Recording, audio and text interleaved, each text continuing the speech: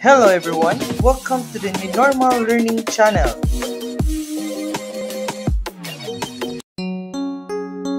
I love you mahal, I miss you pangga, mahal na mahal kita.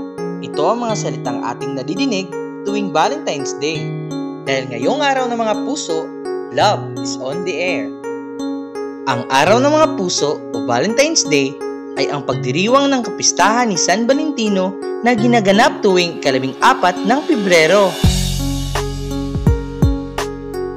Dito, ipinapahiwatig ng mga magkasintahan, mga mag-asawa, at mga pamilya ang kanilang pag-ibig sa isa't isa at nagpapadala ng mga bulaklak, cards, tsokolate at iba pa.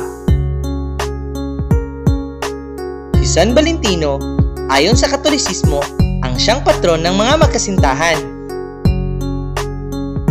Nilipat ng simbahang Katolika ang araw ng mga puso mula sa Pebrero 15 patungong Pebrero 14, ang araw kung kailan naging martir ang santo at paring si Valentino. Lumitaw ang mga unang papel na pambating tarheta magmula noong ika-16 taon na naglalaman ng mga tula ng pagmamahal at mga ginuhit na larawan ni Cupido, ang Diyos ng pag-ibig kasama ng kanyang pamana at palaso.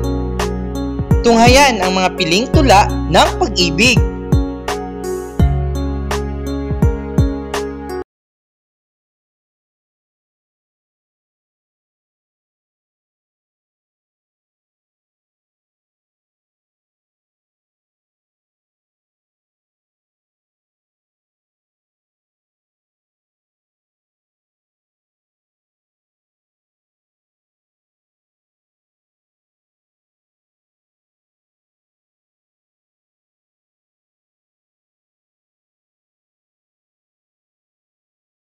Please like, comment, and share our videos.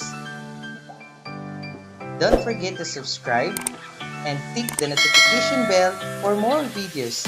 Thank you!